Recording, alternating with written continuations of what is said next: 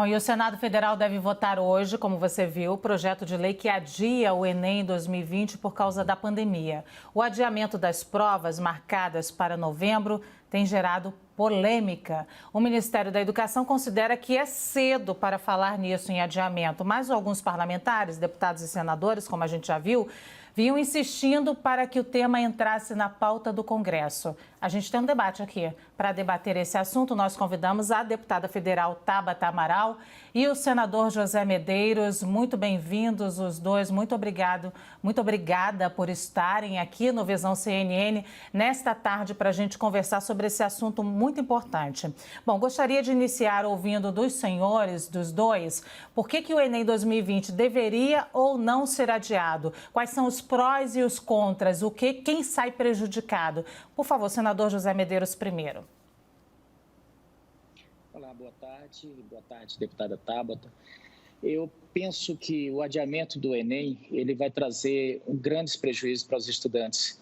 Ele vai ter impacto no SISU, ele acaba quebrando o calendário de quem já estava esperando esse certame desde o ano passado e dos outros anos. Então, a meu ver, ele teria que ser mantido, porque você faz todo o planejamento e espera que ele aconteça. E depois, esse adiamento, e ele não faz muito sentido de ser, a meu ver, ele implica em várias direito da pessoa de estudar, que é constitucional. Agora, tem muita gente dizendo, olha, a questão da internet. Vamos lá, gente. A grande maioria, isso beira os 80% tem acesso à internet. E quando não existia internet, como é que a gente fazia vestibular? Como é que você estudava? Quer dizer, Manuel de Barros dizia, quem tem vontade caça jeito. Então, quem está se preparando para o Enem, ele está se preparando. Não vejo a falta de dizer da questão digital como justificativa. Então, sim, sou a favor de que mantenha o calendário do Enem. Deputada Tabata Amaral, podia também responder já sobre essa questão digital, se também influencia ou não no Enem. Claro, boa tarde, Luciana, Cássio, senador. Acho que a primeira coisa que a gente tem que deixar claro é que essa pandemia, ela vem aprofundando em muito a desigualdade que a gente tem na educação. Então, manter o Enem na mesma data não é só uma questão de olhar para as desigualdades que já existiam, mas também para as desigualdades que estão sendo aprofundadas por causa do coronavírus. Nós temos estudantes mais pobres que não só não têm internet, aparelhos, computadores, etc., para poder estudar, dividem cômodos com muitos familiares, mas também aqueles estudantes que estão vendo a fome bater na porta, tem muita gente que já está passando fome e que tem que ajudar seus responsáveis, tem que ir para o sinal, tem que se virar. Então, se a gente for olhar para esse Brasil que a gente tem, que é extremamente desigual, a gente vai ver que a crise está afetando as pessoas de forma diferente e que se a gente mantiver o Enem na mesma data, essa desigualdade vai ser ainda mais aprofundada e mais estudantes ficarão para trás. E vale dizer que eu e outras pessoas que trabalham pela educação, estamos confiantes que essa decisão será tomada, seja pelo Congresso, seja pelo STF, seja pelo próprio governo. Mas quanto antes ela vier, menor o custo para o nosso país. É uma logística enorme, muito trabalhosa, e é importante que a gente tenha tempo de se replanejar. Bom, deputada e senadora, agora a gente vai ouvir um pouquinho da palavra do ministro da Educação, Abraham Weintraub. Inclusive, ele deu uma entrevista aqui à CNN em que ele afirmou que ainda é cedo para pensar no adiamento do Enem. A gente vai ouvir um trechinho, depois a gente vai repetir com os senhores. Está cedo para a gente adiar. Vamos esperar mais 2 meses. Em agosto, se tiver piorado a pandemia, se não tiver passado, se tiver tido um dano muito grande, a gente avalia e aí posterga com calma. Assim, de afogadilho, na gritaria, vamos passar, vamos fazer, eu acho equivocado. Então, eu estou aberto ao diálogo. Em agosto, a gente pode retomar o assunto e a gente vê. Mas, nesse momento, eu considero precipitado, equivocado e, de certa forma, até desumano cancelar ou adiar ou paralisar o Enem. Bom, deputada e senador, gostaria de repercutir com os senhores essa fala do ministro da Educação, em que ele diz que é muito cedo para tomar uma decisão, que a partir de agosto, sim, eles podem decidir se adiam ou não o Enem. Gostaria então de começar agora com a deputada Tabata Amaral sobre essa fala do ministro da Educação.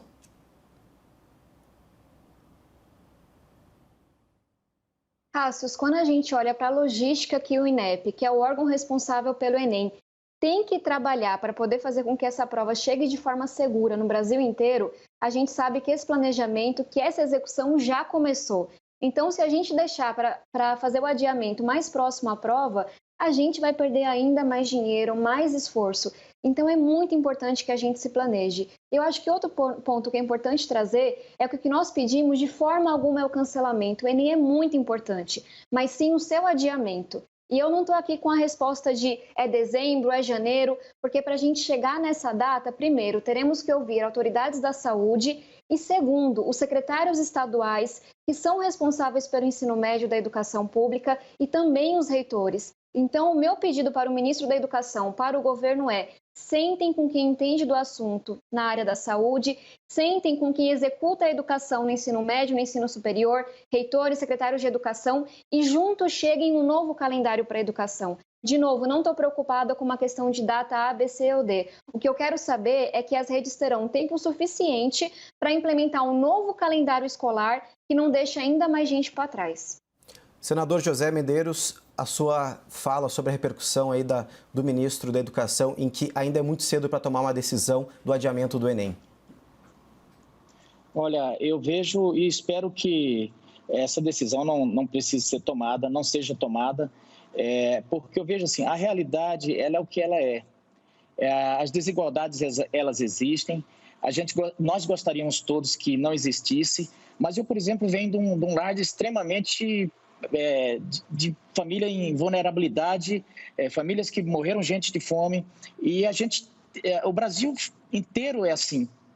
Infelizmente, nós temos esse desafio a ser enfrentado. E não é agora, no momento da pandemia, que eu acho que a gente vai poder resolver isso ou não. Eu penso que nós vamos, pelo contrário, atrapalhar sem ter muito sentido a vida das pessoas, porque já basta essa coisa que se tornou quase que um mantra, ficou uma vaca sagrada você falar que não pode ter uma outra ideia que não seja o isolamento social. Então, eu vejo que o Ministério tem que trabalhar com o calendário que já vinha tocando e termos a prova conforme estava planejado.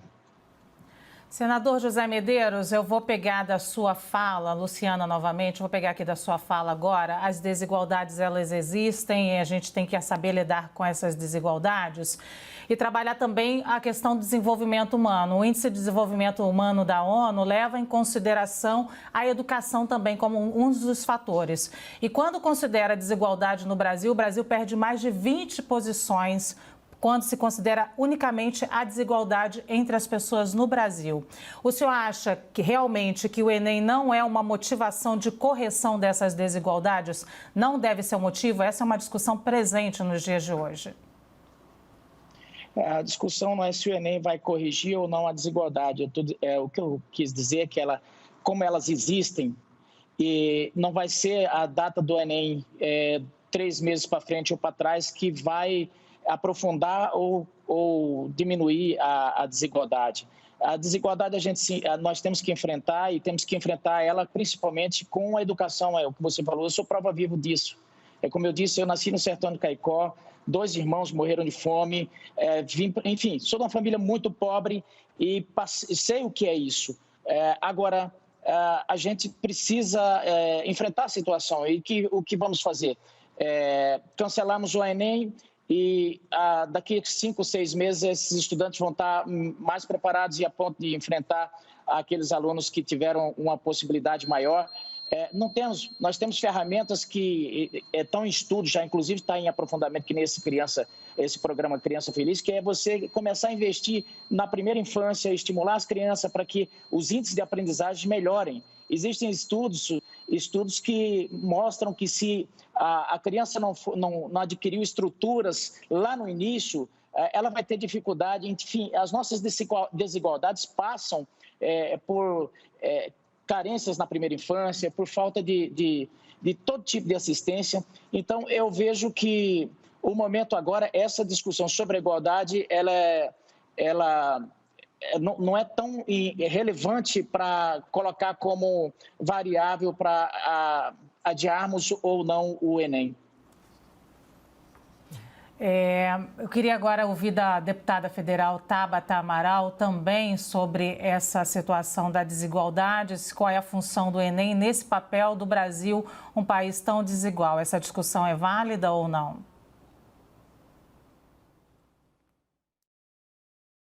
Luciana, com muito respeito à trajetória do senador, eu gostaria de discordar do que ele falou, especialmente discordar do ministro da Educação quando disse que o Enem não foi feito para corrigir desigualdades. Obviamente, eu sonho com um dia em que a gente possa ter um vestibular que, de fato, olhe para toda a trajetória do estudante e não apenas para a sua nota em um único dia do ano, que a gente consiga avaliar quem correu mais e não só quem chegou mais longe. Mas, dito isso, o Enem, com o sistema de cotas, é um grande avanço e vem sim ajudando a combater a desigualdade e aumentando, ainda que lentamente, o acesso das pessoas mais pobres ao ensino superior. Venho da periferia, tive minha vida completamente transformada pela educação, sou estudante de escolas públicas e eu não consigo imaginar nenhuma política educacional que não seja desenhada para combater a desigualdade. Porque se não for por meio da educação, das escolas públicas, das avaliações de tudo que existe na educação, se não for por meio desses instrumentos, nunca teremos um Brasil mais justo e mais desenvolvido com o qual a gente tanto sonha. E acho que vale só reforçar, não é apenas questão de corrigir desigualdades já existentes. A pandemia está aprofundando essas muitas desigualdades. Não é igual para estudantes mais ricos e para estudantes mais pobres. Então, a gente corre sim um risco de sair desse momento se o Enem for feito na mesma data, com algumas pessoas ainda mais deixadas para trás, ainda mais abandonadas lá atrás nessa corrida da vida. Então, o que a gente está defendendo é um adiamento do Enem, e aí não é capricho. Não sou eu que vou dizer se é dezembro, janeiro, fevereiro. É o ministro da Educação, junto com os secretários estaduais, junto com os reitores, que vai dizer: vamos precisar de mais 1, 2, 3 meses que sejam, para a gente garantir que, por meio de educação não presencial e por meio de reposição de aulas, a gente vai acudir aos que mais precisam. Parlamentares, agora é Kenzo daqui de Brasília. Eu queria fazer um questionamento para vocês em relação a um tema que os dois possam responder juntos, que é o acesso aos computadores, a informatização do sistema. Um levantamento feito pelo INEP mostra que quase metade, ou seja, 42% dos candidatos do exame não tem computador em casa. Se a gente for pegar outras regiões, como região norte, região nordeste, esse número sobe para 70% dos candidatos que não têm acesso ao computador, à internet. Na situação que nós estamos vivendo hoje, de uma pandemia, a gente sabe que muitas unidades da federação já estão ministrando aulas aí pelo computador ou até pelo sistema mesmo de televisão, mesmo de um canal aberto para a população que estuda na rede pública. Como é que fica a situação desses estudantes diante dessa situação que nós estamos enfrentando agora? Será que o adiamento, como a deputada defende, é realmente essa medida, deputada? Ou talvez o cancelamento pode ser? Porque, afinal de contas, a gente não está tendo aula direito para esses alunos. A gente tem 42% dos alunos que não têm acesso a computadores e não têm acesso à internet. A mesma pergunta, o mesmo questionamento fica para o senador. Eu começo com a deputada.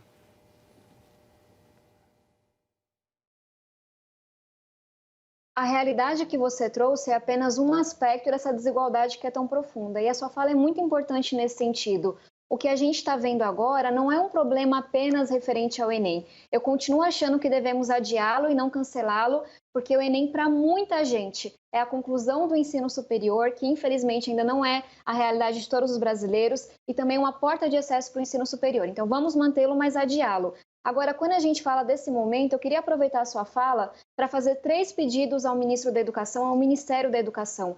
Primeiro, que auxilie as redes na busca por soluções de educação não presencial. E eu falo educação não presencial e não educação à distância, porque precisamos ser criativos nesse momento para pensar soluções que funcionem para todo mundo. Temos um bom exemplo na rede estadual do Amazonas, que já tem uma experiência de alguns anos com o centro de mídias de gravar aulas em Manaus, enviar por sinal de satélite e, com isso, auxiliar professores nas comunidades ribeirinhas, nas comunidades indígenas, a, de fato, educar os seus estudantes. Temos um bom exemplo quando a gente olha para Londrina, que está conseguindo conectar professores e as famílias nesse processo. Então, a gente não pode só pensar naquela caixinha de educação à distância, videoaula, não. Vamos precisar do engajamento dos professores, de soluções que cheguem nas favelas, que cheguem nas comunidades mais distantes. E esse é meu primeiro pedido para o ministro. São quase 6 mil municípios. Muitos não têm condições de fazer parceria com redes de televisão, parcerias com empresas de dados. Então, ministro, por favor, converse com as redes. Entenda qual é a solução que mais funciona, como que o senhor pode auxiliá-las para que a gente já comece a resgatar esse abismo que está sendo criado pela pandemia. Meu segundo pedido, como eu falei sobre o Enem, converse com as redes para que a gente possa desenhar um novo calendário educacional. Esse calendário provavelmente não vai mais coincidir com o nosso calendário civil de janeiro a dezembro, mas é importante que essa conversa seja feita com as secretarias estaduais e com as universidades, institutos federais. E aí, meu terceiro pedido, depois que tivermos um ministério que de fato lidere esse esforço de educação não presencial, que é diferente do que está acontecendo hoje, que ajuda a pensar e desenhar um novo calendário, o ministro que é, sim, adia o Enem até que a gente tenha uma data segura dizendo, estudantes, essa política educacional também é feita para corrigir desigualdade, mais do que isso, para não aprofundar ainda mais as desigualdades do nosso país. Deputado José Medeiros, por favor. Olha, os dados sobre computadores, ele esconde também uma outra realidade. A grande verdade é que os desktops, eles estão sendo substituídos pelos celulares. E se o Ministério o INEP tivesse disponibilizado os números de alunos que têm acesso aos celulares, você veria que esse número vai subir para mais de 90%, com certeza. Então, quem não tem acesso ao meio digital tem acesso aos livros. Então, eu penso que não seria um impeditivo para que os alunos que querem fazer o Enem, que querem estudar, possam ter. Eu tenho uma dificuldade com essa história do Estado ter que, como se tivesse que pegar na mão, olha, se não for o Estado fazendo tudo isso aí, as pessoas não vão conseguir. Não é, as pessoas, elas se viram, elas dão jeito. Aliás, se dependesse do Estado, dessa coisa toda, pelos rincões do Brasil, Mato Grosso, no interior do Mato Grosso, onde vive, Pará, Amazonas, as coisas não andariam. Então, eu vejo que a pessoa que está querendo fazer o Enem, ela nesse momento aqui, ela está queimando gasolina azul atrás. Aí tem quem quer e quem não quer.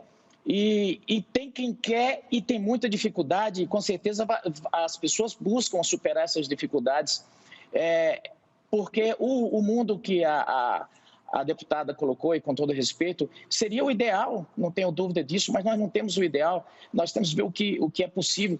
Nesse prazo aí, se for precisar arrumar essas coisas todas que a deputada falou, nós vamos ter Enem daqui 4, 5 anos. Eu quero aqui falar com os dois, fazer já uma correção também, porque nós começamos chamando o deputado de senador, porque o deputado era senador, voltou a ser deputado, já essa correção falando aqui. Continuamos falando deputado. Desculpa, deputado, pode falar. Eu não acho ruim, não. Pode falar. Não é só para o nosso telespectador entender por que a gente está falando senador e deputado ao mesmo tempo. Então, feita essa correção para a gente falar senador e deputado, porque o deputado era senador e agora é deputado federal de novo, a gente vai continuar falando dessa fala, deputado. O senhor fala as pessoas se viram, as pessoas buscam. No sentido de correção de desigualdade, justamente nesse sentido, o Brasil continua mantendo uma manutenção de desigualdade regional também. O senhor, como bem disse, sabe que o Nordeste não consegue avançar em relação ao Sudeste e o Sul por conta dessas desigualdades. Então, eu pergunto, o senhor falou, é preciso investir na primeira infância. Fato, é preciso investir na primeira infância, mas o que faremos com essa geração? O que podemos fazer para melhorar a vida dessa geração que está fazendo o Enem agora? E para a deputada Tabata Amaral, eu pergunto, no caso de adiamento, deputada, como fazer para acertar os calendários? Deputado José Medeiros primeiro, por favor. Ok. Falando um pouco sobre a primeira infância, eu sou apaixonado por esse tema. Nós temos aqui programas, temos uma bancada aqui no Congresso, que é a bancada, inclusive convido a deputada Tabata para participar. Nós trabalhamos justamente para que políticas públicas elas sejam colocadas justamente nessa fase. No Brasil está começando, mas o programa brasileiro, inclusive, foi, não digo copiado, mas a China ficou apaixonada por esse programa, está implantando, porque existem estudos muito claros, e não sou eu que estou dizendo, são estudos de universidades de ponta, como Harvard, como Oxford, como tantas outras, e estudos que foram feitos, estudos de duplo cego, em comunidades de alta vulnerabilidade, que mostram que que o cérebro tem janela de oportunidade ali do 0 aos 6 anos, e que se você não criar essas condições, não adubar o canteiro, vamos dizer assim, não estimular as crianças e de forma que elas fiquem em lares com estresse crônico, essa coisa toda, o assunto é muito amplo, mas vou resumir aqui o máximo. Após os 7 anos, essas crianças vão ser desiguais, independente de quanto dinheiro você enfiar no sistema educacional. Então, por isso, a minha grande preocupação com projetos de médio e longo prazo para a educação brasileira. Porque no momento que você tem estudantes que, independente da sua classe social, que eles estejam aptos a adquirir conhecimento, não é que ele vai se virar, mas ele busca, porque é próprio do ser humano, mas ele vai buscar e vai ter condições de receber. E um exemplo muito claro que eu vi na própria Universidade de Harvard, o professor dizendo o seguinte, que se você tem uma criança que foi estimulada, que teve uma primeira infância com toda a estrutura, quando chega no momento da largada ali pelos 6 anos, que é o momento que, vamos dizer assim, começa a coisa, você vai ter como se você tivesse uma Ferrari disputando com um Fusca, daquelas crianças que não tiveram oportunidade. Então, você disse, o que fazer? Eu fiz essa mesma pergunta, eu fiquei extremamente preocupado com a resposta que me deram lá, justamente dizendo, olha, quem não teve o seu cérebro com o desenvolvimento que deveria ter, ele vai ter grande dificuldade. Essa desigualdade tende a permanecer em termos de aquisição de conhecimento. Então, por isso, a minha insistência é que o Brasil possa se investir na educação superior, na educação fundamental, mas que a gente possa injetar muitos recursos nesse início para que aí sim esses índices possam mudar. Quer dizer, se essas universidades, se esses países todos estão investindo, nós precisamos também ir por esse caminho. O senhor não está falando de desistir dessa geração não, né, deputado? Não, está dizendo, foi justamente isso que ele disse. Essa geração, ela vai conseguir, cada um vai ter adquirir o conhecimento que o seu veículo permitir. Então, eu estou dizendo que o nosso sistema, ele já alijou muita gente da competição.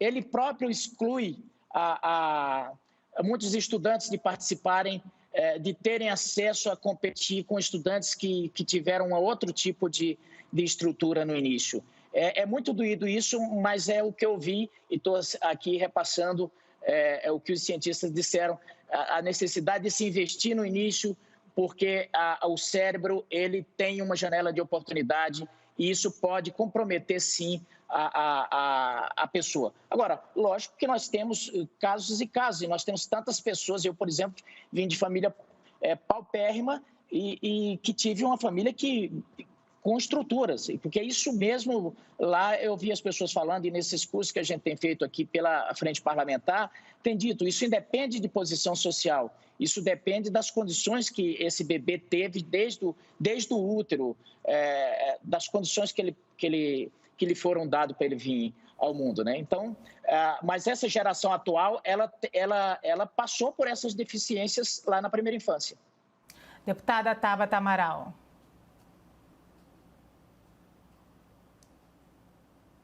Luciana, eu vou pedir licença para comentar brevemente a fala do senador, porque ela me incomoda em alguns sentidos. Sou uma grande defensora da primeira infância e até uma pequena anedota, eu era estudante em Harvard na graduação, quando esses cursos começaram a ser feitos para parlamentares.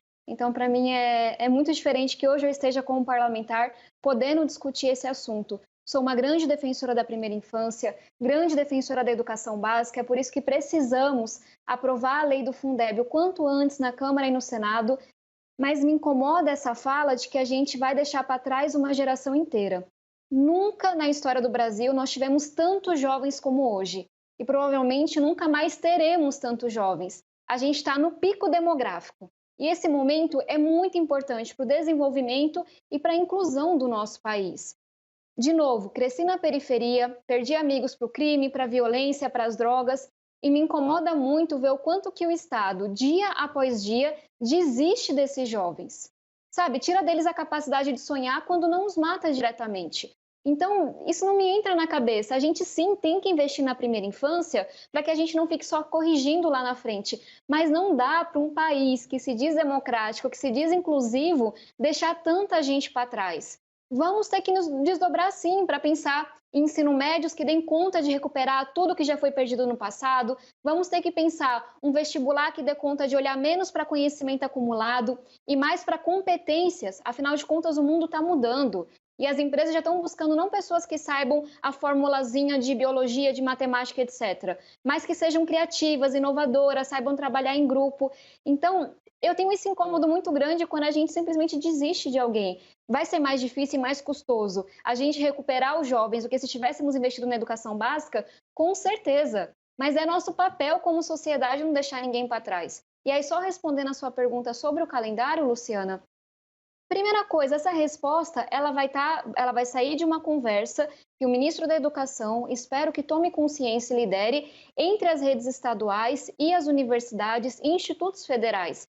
As próprias universidades e institutos, muitas delas, não estão conseguindo fazer um tipo de modelo não presencial que dê conta, porque mesmo nesses lugares temos estudantes que não têm acesso à internet.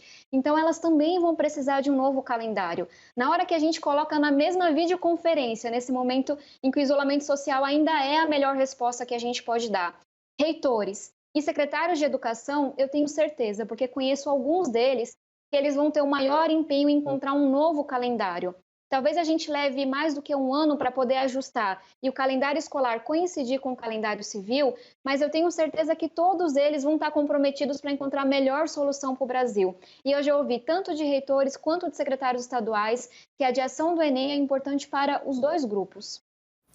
Perfeito. A gente está debatendo aqui o adiamento ou não do Exame Nacional do Ensino Médio 2020 com a deputada federal Tabata Amaral e o deputado José Medeiros. Gostaria de agradecer muito a participação e também a visão de cada um sobre esse tema. Começando então o agradecimento. Obrigado, deputada.